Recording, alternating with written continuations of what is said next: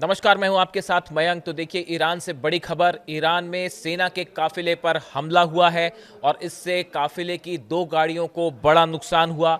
ये खबर आई है दक्षिण पूर्वी इलाके के ईरान के हिस्से से। महमूदाबाद इलाका बताया जा रहा है। यहां पर सेना का एक काफिला जा रहा था जिसमें ब्लास्ट हुआ, धमाका हुआ और सेना के 2 वाहन जो हैं वो बुरी तरह से क्षतिग्रस्त हुए हैं। देखिए, ये इन हमलों के पीछे किसका हाथ है ये आप सब जान सकते हैं। और ये 20वां धमाका है। अगर हम पिछले 10 दिनों की बात करें तो ये 20वां धमाका है जिसमें ईरान को निशाना बनाने की कोशिश की गई है। और जिस तरह से खबरें आ रही हैं, ये कहा जा रहा है कि इन धमाकों के पीछे मोसाद का हाथ है और मोसाद ने ये धमाके करवाए हैं। लेकिन इसके साथ ही 2-3 बड़े डेवलपमेंट है। देखिए, जब से ये धमाका हुआ मैं इसको फॉलो कर रहा था कि क्या इसमें क्या चीज़ें निकल के आती हैं और आप तक सटीक जानकारी पहुंचाई जाए। ये धमाके होने के बाद एक बड़ी बैठक हुई है ईरान में।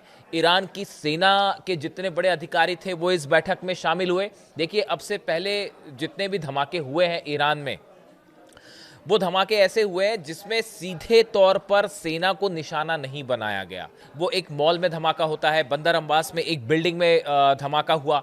इस तरह के अलग अलग ठिकानों पर धमाकों की खबरें आई। लेकिन देखिए, ये पहला मौका है, अगर हम इस बार की बात करें, जिसमें ईरान की सेना के काफिले को सीधा निशाना बनाया गया है, सीधा हमला किया गया। उसके बाद बताया जाता है कि एक बड़ी बैठक हुई है ईरान में। सोर्सेस से जो खबरें आ रही हैं, ईरान की सेना की अधिकारियों की एक बड़ी बैठक हुई जिसमें यह फैसला किया गया है कि अब ईरान जवाब देगा। जो अभी तक धमाके हो रहे थे, अब उसका ईरान की सेना ने जवाब देने का मन बना लिया है। और हो सकता है कि अगले चंद घंटों के अंदर या अगले कुछ दिनों के अंदर इसका बड़ा बदला लिया जाएगा। देखिए, लगातार ईरान से इस तरह की खबरें हैं कि ये जो धमाके हुए, लगातार इसके पीछे मोसाद का हाथ है। अगर आप जो एक्सपर्ट्स बताते हैं कि देखिए, जब आप सीधे तौर पर ईरान को जंग में नहीं हरा पाए, आप बातचीत में ईरान को नहीं झुका पाए, तो अब ऐसी स्थिति में ये एक कोवर्ट ऑपरेशन चल रहा है और आतंकी गतिविधियां करके जो है वो ईरान को डराने की कोशिश हो रही है। ईरान में धमाके करके ईरान को एक प्रकार से जो है उकसाया जा रहा है। लेकिन देखिए, ये जो धमाके की खबर आई, ये ऐसे समय पे आई जब नेतन्याहू और ट्रंप की मुलाकात होती है वॉशिंगटन में। उसके बाद उस मीटिंग में ये फैसला हुआ, जैसा कि डोनाल्ड ट्रंप ने कहा कि अभी फिलहाल ईरान से बातचीत की जाएगी और ईरान पर कोई हमला नहीं किया जाएगा। इस तरह के जो है इंडिकेशन सामने आए और फिलहाल जंग की बात से मना किया गया। इस तरह की खबरें आपको सब तरफ मिलेगी। लेकिन आप खुद सोचिए, एक तरफ अगर ये स्थिति है कि बातचीत करनी है, उस सिचुएशन में ये कैसे हो सकता है कि दूसरा एयरक्राफ्ट कैरियर भी जो है वो ईरान की तरफ रवाना कर दिया जाए? क्या अगर बातचीत करना है, उसका सबसे पहला स्टेप है कि आपको ईरान को विश्वास में लेना होगा। लेकिन एक तरफ बातचीत की बात होती है और दूसरी तरफ दूसरा एयरक्राफ्ट कैरियर जो है वो ईरान की तरफ भेज दिया जाता है। लगातार फाइटर जेट्स उतर रहे हैं आसपास के इलाकों में और जितने भी डिफेंस सिस्टम्स हैं वो लगा दिए गए हैं। आपकी सबमरीन्स जो है ईरान के करीब पहुंच चुकी हैं। यानी आप देखिए, कई एक्सपर्ट्स का ये मानना है कि अभी भी अमेरिका इस सिचुएशन में नहीं था या इजराइल इस सिचुएशन में नहीं है कि वो ईरान पर हमला करे। ईरान का पलटवार होगा तो कैसे जवाब दिया जाएगा, उससे निपटने की तैयारी ही नहीं थी। और ये माना गया कि सिर्फ अब्राहम लिंकन या कुछ डिस्ट्रॉयर्स के सहारे जंग नहीं की जा सकती, तो अब दूसरा एयरक्राफ्ट कैरियर भी भेज दिया गया है। तो आप देखिए, जहां तक ये बातें हैं इस तरह की कि शायद जंग ना हो, ये एक ऐसी चीज है जो एक टाइम बॉम्ब है। जो रूस ने कहा, लावरोव विदेश मंत्री जो है रशिया के, उन्होंने कहा कि एक टाइम बॉम्ब है जो टिक टिक कर रहा है और जिस दिन ये फटेगा मिडिल ईस्ट में भयंकर तबाही होगी। आपको ऐसा लग सकता है कि जंग टल गई है, लेकिन अंडर करंट जो है वो कुछ और इंडिकेट कर रहा है। और अब ये जो हालात हैं, ये जो ईरान की सेना पर हमला हुआ है, इसका बड़ा बदला लिया जाएगा। ये बात ईरान में एक बड़ी बैठक में तय हो चुकी है। अब ये ऑपरेशन किसी भी तरह का हो सकता है। आप देखें, इजराइल के ऊपर जो है मोसाद के हेडक्वार्टर से लेकर इजराइल के अंदरूनी इलाकों में जिस तरह के हमले, ईरान का दावा है कि ये मोसाद की तरफ से हो रहा है। जैसा ईरान से खबरें हैं कि मोसाद ने अगर ये करवाया है तो उसका पलटवार इजराइल में देखने को मिल सकता है। यानी अब इजराइल जो है वो टॉप निशाने पर होगा ईरान के। अब तक इस तरह की खबरें थी कि बातचीत हो रही है, ईरान को उकसाने की कोशिश है, लेकिन ईरान उसका जवाब नहीं देगा ताकि किसी तरह से बातचीत वाली बात डिरेल ना हो। इस लिहाज से ईरान की तरफ से हमले नहीं हुए। लेकिन आप देखें, 3 घंटे तक बैठक चली डोनाल्ड ट्रंप की और बेंजामिन नेतन्याहू की। तो 3 घंटे की बातचीत के दौरान ये बताया जाता है कि अगला कदम क्या है ईरान को लेकर, इसका एक बड़ा प्लान तैयार हो गया है।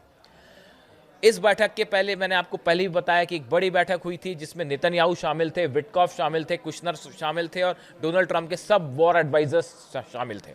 बताया जाता है कि ट्रंप से मुलाकात के पहले ही ये बड़ा प्लान तैयार हो चुका है कि ईरान को लेकर आगे क्या करना है। ईरान ने साफ कर दिया है मिसाइल प्रोग्राम पर कोई बातचीत नहीं होगी, न्यूक्लियर प्रोग्राम जो है वो पूरी तरह से नहीं रोका जाएगा, एनरिचमेंट हमारा अधिकार है, हम उसको कंटिन्यू करेंगे। इस सूरत हाल में जब मिसाइल जो सबसे बड़ा खतरा है वो मिसाइल को लेकर है, अमेरिका और इजराइल को, और मिसाइल प्रोग्राम पर ईरान बात करने के लिए तैयार नहीं है। यानी इन हालात में किसी भी तरह से किसी समझौते की कोई संभावना नहीं है, चाहे नेक्स्ट डील में बातचीत हो या अगले कितने ही दौर होते रहे। पिछली बार भी 5 दौर हुए थे, नतीजा क्या था? 12 दिन की जंग।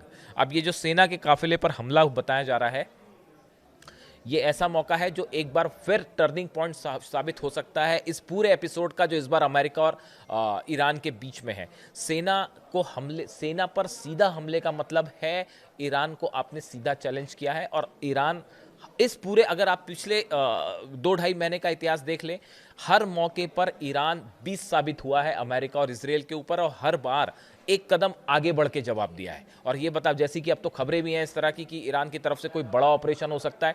ईरान की तरफ से ये भी खबरें थी कि हम प्रीएम्प्टिव स्ट्राइक्स कर सकते हैं, ईरान पहले अपने मिसाइलों से हमला कर सकता है। इसको लेके इतनी जबरदस्त सनसनी थी इजराइल में कि तमाम जो है डिफेंस सिस्टम्स लगा दिए गए कि कहीं हमला ना हो जाए, कहीं हमला ना हो जाए। पूरे अमेरिका ने अपने बेसिस पर, जितने बेस हैं 20 बेस पर मिसाइल डिफेंस सिस्टम्स लगा रखे हैं, थार्ड लगा रखी है बैटरीज और पेट्रियट लगा रखी कि कहीं हमला होगा तो कैसे जवाब दिया जाएगा।